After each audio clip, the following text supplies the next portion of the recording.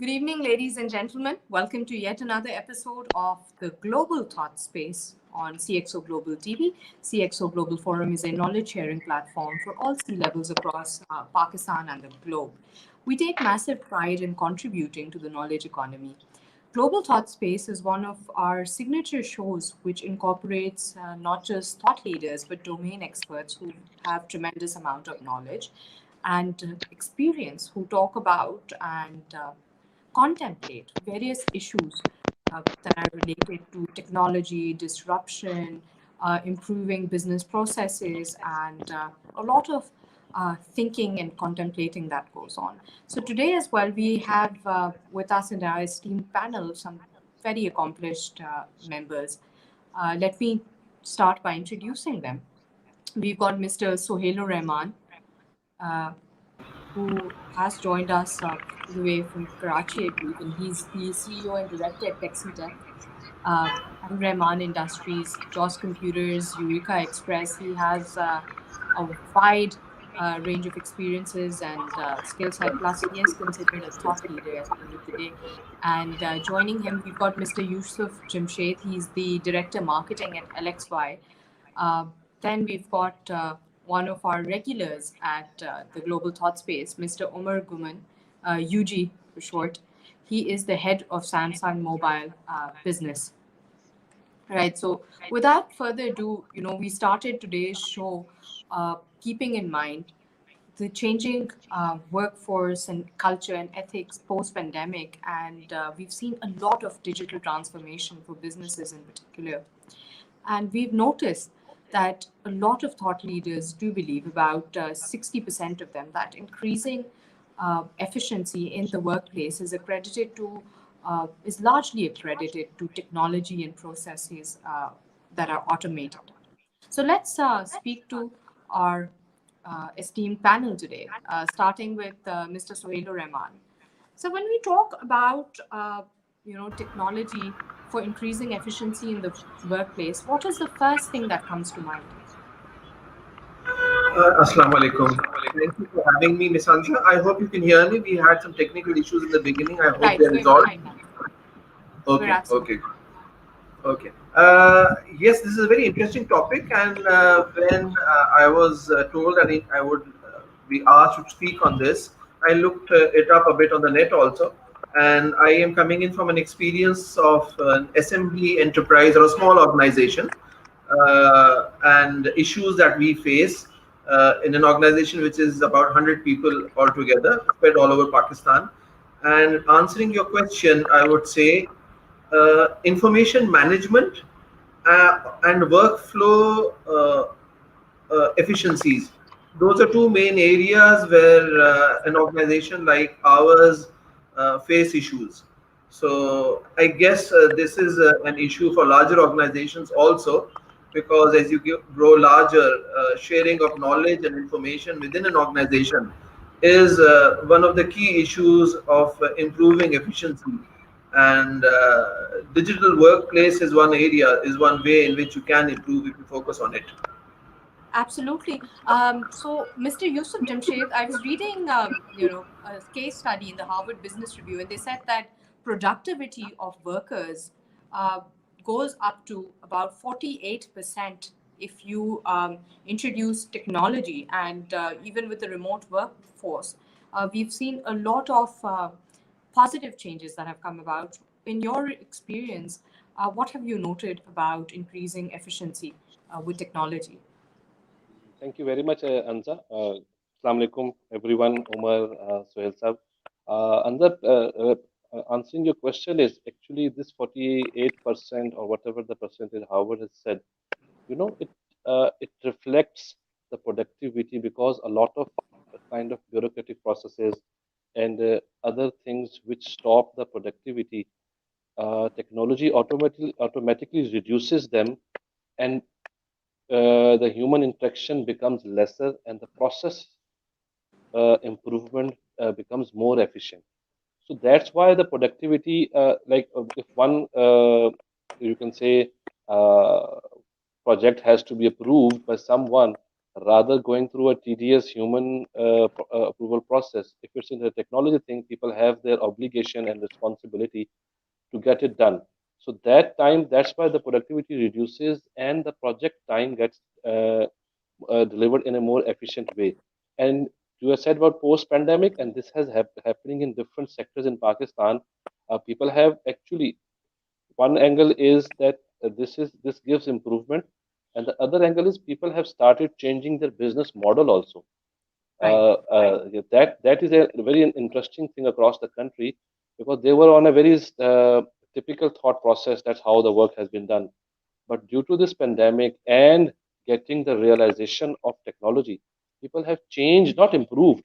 Improved is one part. Change their business model to catch their revenues and productivity of the employees.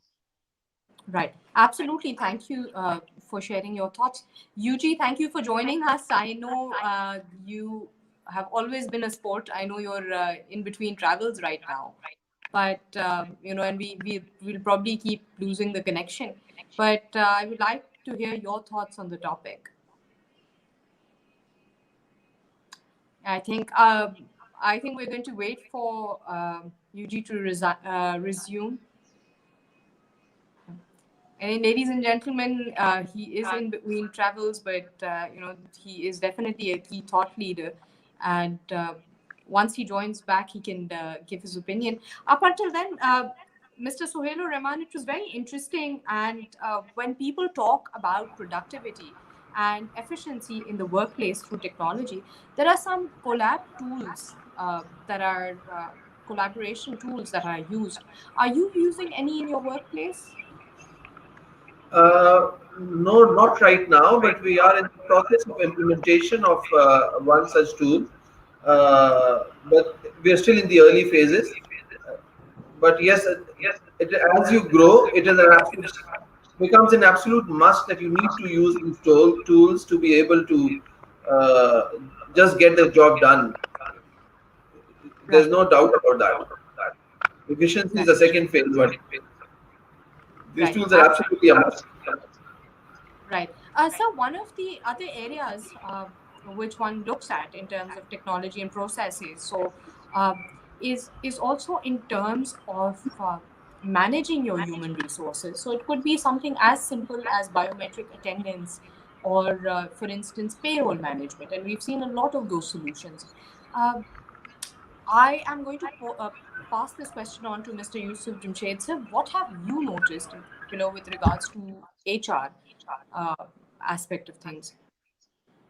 These biometric tool or payroll, they are already in place in Pakistan. I think some last 12 to 15 years, a lot of larger organizations and SMEs have done that.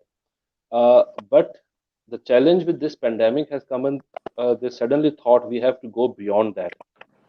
That has been challenged because the companies were not ready for this type of chaos that has come up, and when people are working from home, these biometric suddenly became out of the usage, and that attendance system was just that attendance was that who comes on the call in the morning when there is a any type of like this type of call or Zoom call or the team calls. So they have now shifted into a way to that flexibility that HR has shown some flexibility that biometric has shifted to the attendances in these calls, and then that payroll management is already being done digitized in some majority of organizations, because due to the advancement of technology, some very you can say competitive price or cheap solutions are available, which small SMEs and can do that. But the point is, do we need to only be on these 2 points or move ahead like uh, performance management system? Should that be digitized improve the efficiency?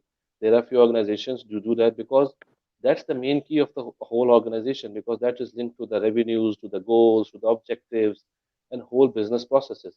Now that a few organizations are doing it. I have done in particular few organizations in the last decade.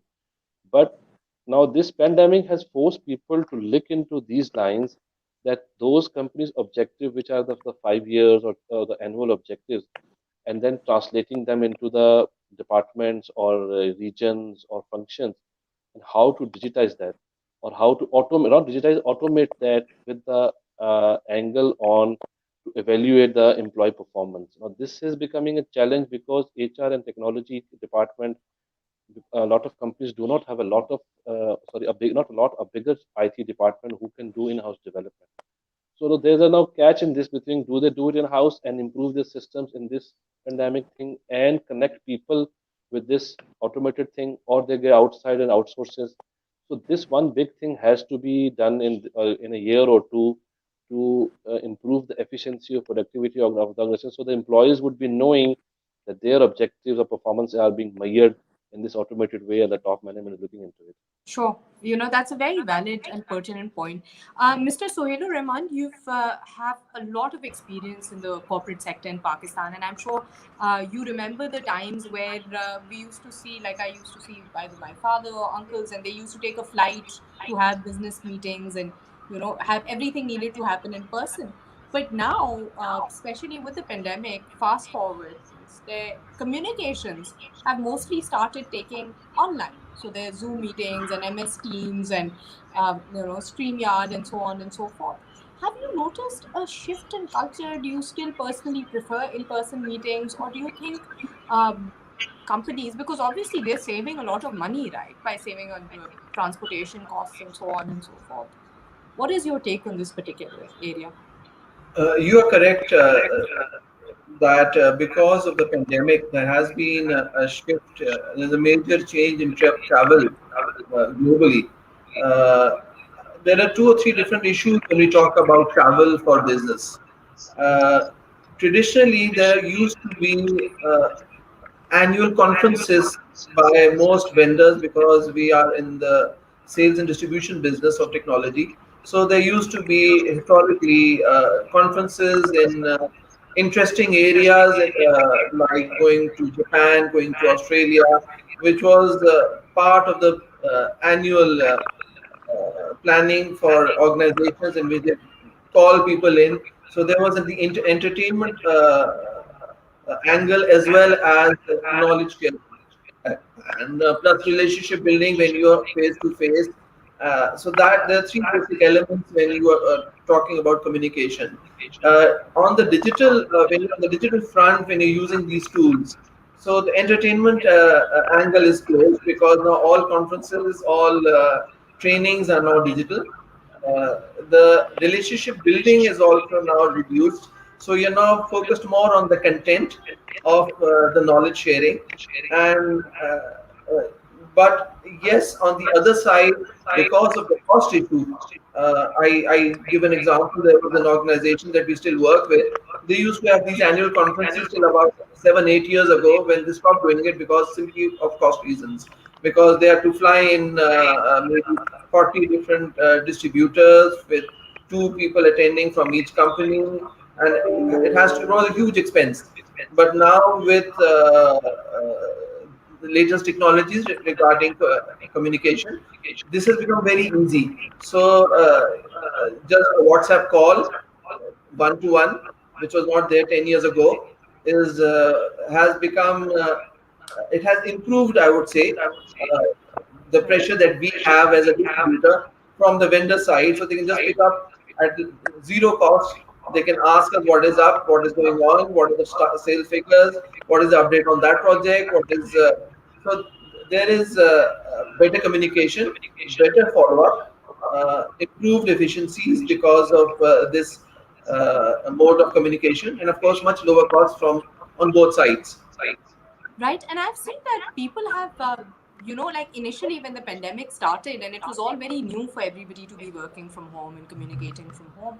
But now the decorum for these online meetings has also improved because, now you see that people will get dressed up. They'll, find a space and they'll, make sure there's no noise in the background and so on and so forth. Uh, and I think that also has innately brought in, more of a serious aspect to these meetings as well. First, they were not taken as seriously. But moving on, Mr. Yousuf Jamshed, one of the other things where, one of the other key areas where we talk about technology for increasing efficiency in the business, uh, is the fact that there are tools that help, you know, the experience aspect of things. Now, for example, if you talk about the customer experience, now we know that, you know, for instance, call center agents are replaced with bots. Now it's so much more easier for customers to, like, let's say, register their feedback. And what do you have to say about the customer experience side of things? Thank you, Anza. A few lines on which you, Sohail sir, was referring few things. I have a different on that travel and the conferences, or because I have a different perspective, because Mm-hmm. all the organization or these sales people used to wait for the year that they will gather on this particular event, and then the biggest part was the recognition. Those who get recognition in front of their colleagues, because these conferences were meant for that, and it was a bit part of recreation was there also. That type of human interaction or human, you can say, recognition and in front of 200 people of their employer company, that actually I believe, as I have been in HR for a long time in my career, actually that's even affecting the overall motivation of the thing, because most of the people take this that it has reduced cost. But my point is, this cost at what cost? That is very important, that you take you because it goes typically to that way, that let's save money. Shelta was right in some aspect, but if you see on the other side, these people or the majority FMCGs or those sales oriented companies. So the point to ponder is the cost at what cost, because that's important to see that are these people being recognized, or their achievements or their recreation being handling in some other way, which I think has not been the case in the last 1.5 year or something like that. Now, coming to your point of this particular question, that you said that I think there's some noise coming in. I'm not sure what's happening. Yes, now it's better. Right. So your question was, I just missed that. Right. Can you- So my point was the fact that we took care of the HR side of things, and you know, the physical meetings and communication. But another aspect is the customer experience side of things. So earlier, in all sorts of businesses, Yes, we were used to, no, let's say, like physical agents for customer services or calling back, and you know, helplines. But now they are slowly being replaced by, let's say, chatbots or automated response forms for, like, let's say, feedback. So the customer experience I has, got your point, Anza. Sorry, I might be on the hard line of the on the comment here. This customer services or customer experience is our national issue, and it has been consistently be talked on. And you will you I'm sure most of us have a lot of problem on the financial side, the banks, the telcos, the retail, and we consistently face on that. And when you say about the bot, I think hardly 1% of the companies in the country have shifted to that, hardly.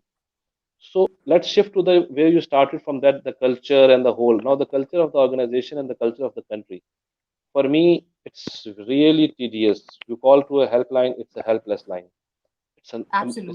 So we need amazing more string. technology in that regard. I think technology without human training or human essence or realization would be just a robot there, and what you tell them and they do it. But I've talked to a few things. Sorry, I'm talking to a particular sector, that I always talk to a few top of the line bankers like VPs or presidents. That have you ever called to your helpline? No. Please give a try. Please give a try. You will be amazed. But unfortunately, they don't have an answer, because the focus is that the revenues are growing, and that is the disadvantage is that that particular customer service and experience, being a national issue, is not being trained. So technology can only help to become a bot there, or whatever you feed in the system, it gets response. But now even the people, when let's suppose you call to any telecom company, it takes, as I have done a research, it takes around 3.5 minutes to listen that long message, that dial one, dial two, dial three, dial four, do this, and then Mhm. customer gets pissed off. And at the end, when the call center guy picks the call, sorry, I'm being harder than I always say that, yaar, please rattu tote ki tarah mujhe kahani na sunana, tell me the solution. And you will never get a honestly, you will never get a solution. They always blame the technology. System is getting updated, we are waiting, please hold for. And unfortunately, this is not being addressed. Technology alone cannot do that. if that would be the case, we have the best of the best technology in the country. Do you really think we don't have that? We have great and technology people in the country, and they have done their job. But then what? So you Still have they, made a very valid point about technology being deployed in conjunction with the right kind of training, so we can get the most out of it. So it's what would your take be? And it's interesting because we heard two different perspectives. But what would your take be on the customer service side of things? How we can deploy technology to sort of I would I would agree with what Yusuf Saab is saying. Definitely, there's a big lack and then there's a non-seriousness of organizations in this area, which is the reason why we face these issues that Yusuf Saab is highlighting. Uh, I think, and even in the West, if you see, other than outside of Pakistan, if you go a few years back, customer service call centers was a new concept. Then there came the era that due to cost, these outsourcing call centers were outsourced into this part of the world. And you would have somebody in Philippines or India taking the call from somebody in the US and trying to solve an issue. And now we're moving towards an area, again, it's, I think cost is what is driving it. Management does not take this area seriously enough to invest in it. Maybe because they're already doing good business without paying attention to it, or maybe they whatever, but they need to spend more attention to it. And chatbot may be a solution because technology can reduce the cost. It would have, of course, an issue because a customer likes the human interface. Some chatbot or technology would answer the questions, maybe get the problem solved partially or in a major way, but I have the preference of a human voice or somebody understanding who's willing to listen to the customer. The issue he's been facing is always that need would always be there. So a cold chatbot would never can never replace that human feeling. But then it's a cost issue. That's something management needs to decide how much they can spend on this. right. Absolutely, sir. Point well taken. Yusuf, sir, another area in which we've seen technology for improving efficiency in the workplace has been the operation side of things, right? So a lot of men are now replaced in terms of process automation, even within, let's say, the banking and finance sector. We've seen technology being deployed to improve efficiency. If we speak about retail and hospitality, uh, technology can help bring about a lot of efficiency and increase productivity, standardization of your recipes and so on and so forth. um, what is your take and what have you observed on the operation side of things? is it with me, Anza? Right, we can hear you. You said, like, let me tell you, you said you talked about the operation. Let me put an example of retail sector. They have done a lot of technology points, like putting the point of sales there, integrating with Right. different APIs and all things. But when the customer enters the outlet, technology cannot do anything. It's the customer service, is the guy who has to attend the customer and make it sure. And if you call them, they are looking somewhere else, or they're not focused to that, because technology will come in when the business process starts, or it's in between. Technology, in very rare cases, technology starts the business process. It's the customer interaction, is the customer experience, is the product selling, is the service is selling. So it is there. My point might be repeated again. It is there. They have improved the efficiency of the point of sale processes, of the sales management, of the in few good companies, they have managed the inventory management with the warehouses. They've connected that. They have done a good job. But still, again, the technology is there. If the warehouse person does not put the data right, and the product is not does not shows in the store, what will technology do in that? So technology cannot answer that this type of size or this type of product in that particular brand the customer is asking. The store manager says it's not there. But when you go to the warehouse, you find 10 pieces present there. Now the technology was there, the supply chain system they implemented, the CRM implement they implemented. Again, goes back to the point that please try to harness the need of technology and translate into the human brain to use it in the interest of the company. Because people usually say, there's a very common thing that this statement is right because it has been produced by the computer. यदि computer से निकालिए ठीक होगी, but Exactly. how you so though that the systems are there, there is no point of worry on that, but you again go back to that because we always consistently push the technology people that you do this. Okay, they have done it, now what? Because Right. technology people, if you go to the banks, the very common thing when you use the ATM, there is no slip. The technology is there. It's not the fault of technology people. Everything is there. But whoever those people who have to do their job to address that, the customer goes there, there's nothing, he gets pissed off. And number of other retail is there. You go to departmental stores, there's a huge challenge there because technology says the shelving is there. But the product availability, the technology cannot cater that. It's the human interaction that always gets translated with the technology support. Absolutely. Right. So, Yousuf, what would your take be on the operation side of things? I would share an experience we had. This is something about 25 years ago. We are, as the name suggests, or suggests incorrectly, we're not related to any transportation because the name is TEXITECH. It's not actually taxi related, it's actually textile related. So when we started out about 25 years ago, we were offering CAD/CAM solutions to the textile industry. And an issue that we were faced with was that when we offer technology to the textile industry, and the management used to say, okay, get it approved by the relevant team leaders who are in the design space or in the design department. When we used to go over there for the demonstration of technology, we could not convince them on the basis of the human factor that if you apply this technology, you will reduce your design time from about 20 days to about 6 hours, which would ultimately mean the firing of maybe 80% of the workforce. So in the end, what it really did happen was technology was adopted. The number of designers using the technology did not go down, but the industry output increased by about 8 times or 10 times.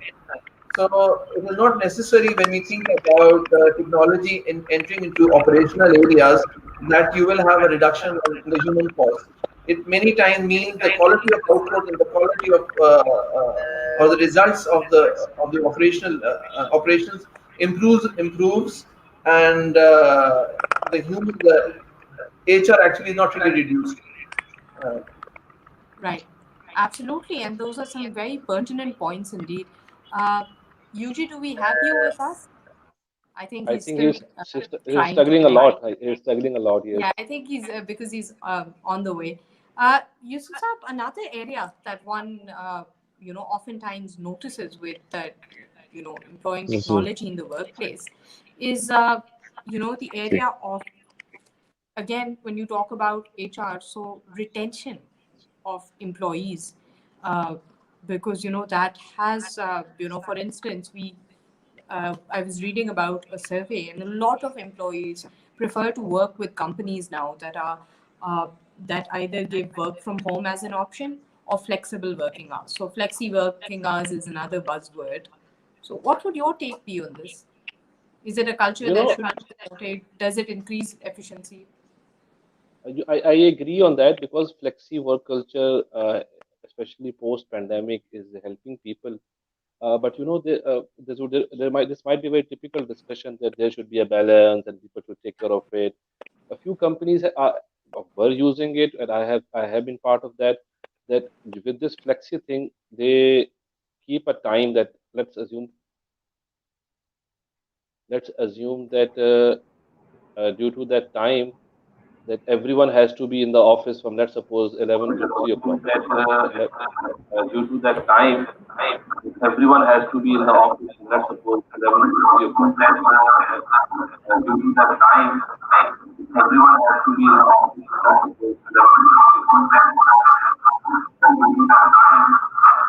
Sorry, Anza, you went back and my voice is echoing now. I think it should be good now. Back and my voice is equal now. Right, right. I think it should be fine now. There's a lot of noise, lot of noise. Uh, There's a lot of noise, lot of noise. Yes, we get to echo. I think this is one of the disadvantages of technology. right, So,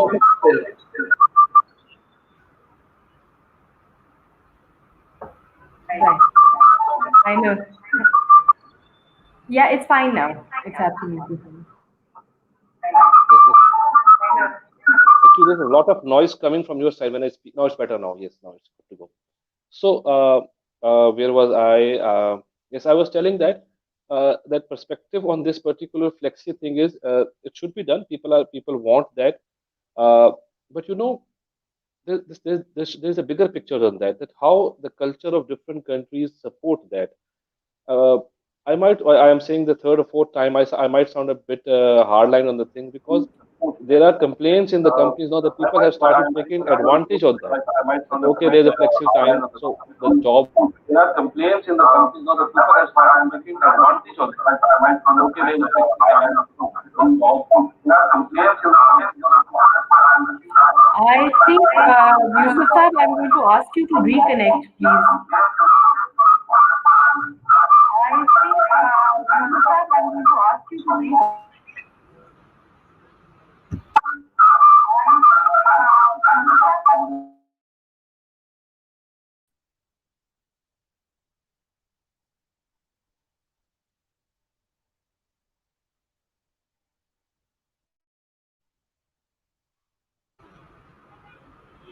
We can hear you fine now.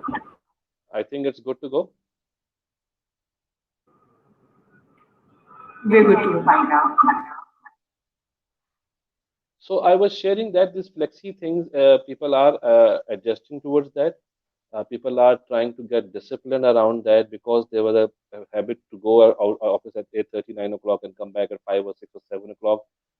That's a challenge changing with them. And then another challenge with them being flexible or work from home, their interaction with the people at home that has increased, or that time there actually pulls their productivity, because when they're in the office, they're very too much focused with the office environment and the whole system and structure there. So that challenge people are also facing, that it actually with no intention on the wrong side or bad side or doing something against the office work, they usually gets pulled with the house home activity or something linked to the home. That challenge is there, but organization have started adapting to this flexi hours. A number of them have done in the last 8-10 months, and it's, I think there is no such big complaint that it's affecting the productivity. Companies are happy and they are the workers are doing a good job.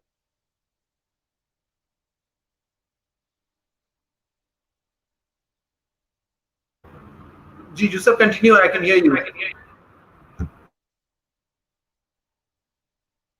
So I was telling about this thing that this flexi thing.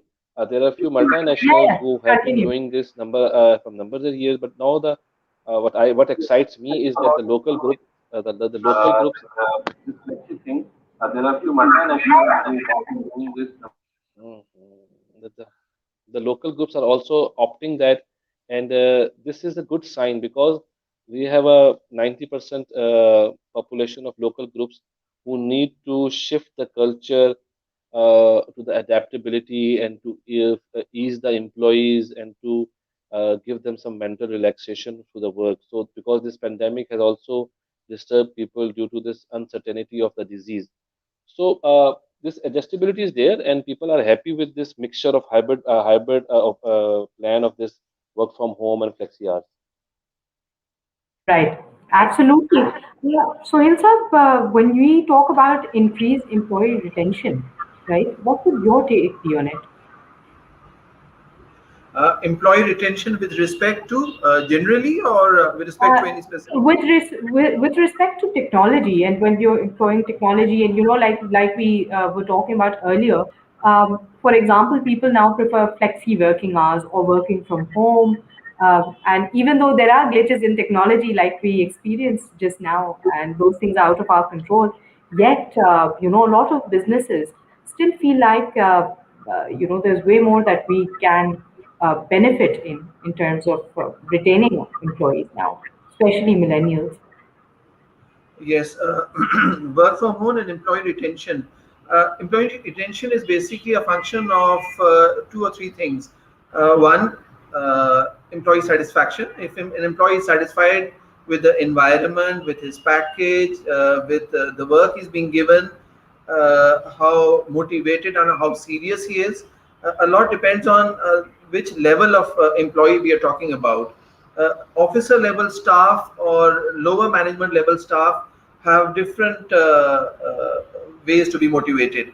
For them, they would prefer to come to the office and put in their time.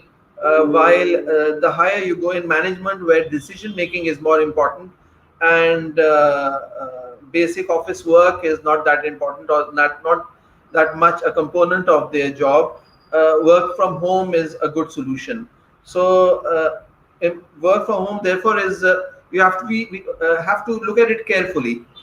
Some organizations, depending how creative and what kind of decision making level the employee is at, work from home will be a motivator, while at the lower level, work from home is a demotivator, unless and in fact management then has to also set up systems to be able to track the amount of work being done by that employee.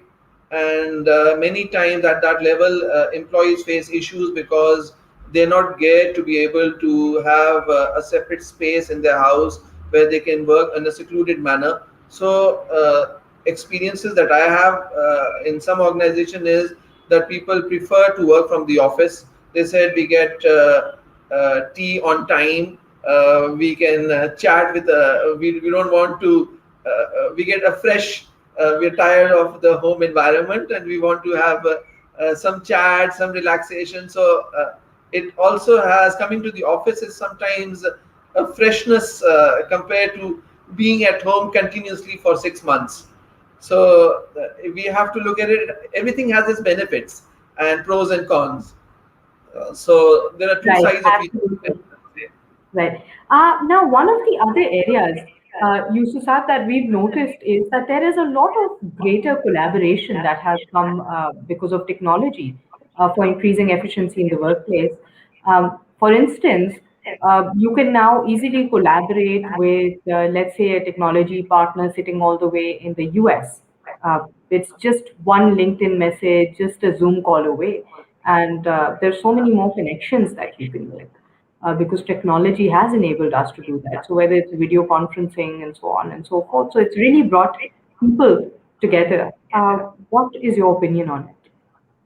You're absolutely right. That has actually, in many folds, has eased the business to improve because those one-click thing and to outsource technology of a number of things, and those companies who cannot afford technology in a bigger way, and they have to build a product that's a one-time cost or some certain retainership cost, and then there are multiple options from US to Europe to South Asian countries.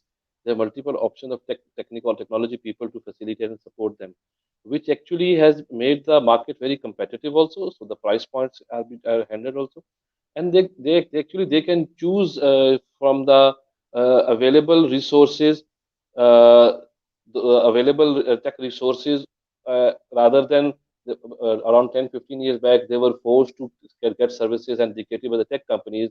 Now the companies have the choice. They choose from the available resources. They interview them. They get the best out of the best, and then they are able to negotiate the price. So you can say the tables have turned into the favor of those companies who are doing business and getting technology as a tool to improve their processes. Right, absolutely. So you have another interesting point, and since we're running out of time now, I'd like to request the gentleman to be a little concise in the answers. We have noted that as soon as technology is employed, a lot of information that is very important to the business becomes very secure because processes are end to end. There's encryption to files and data security. There are no leaks in the system per se because any anomaly is then picked up in system. Um, how would you address this point in particular? Uh, yes, you are correct. As technology brings in its advantages and disadvantages, information security has become an issue now.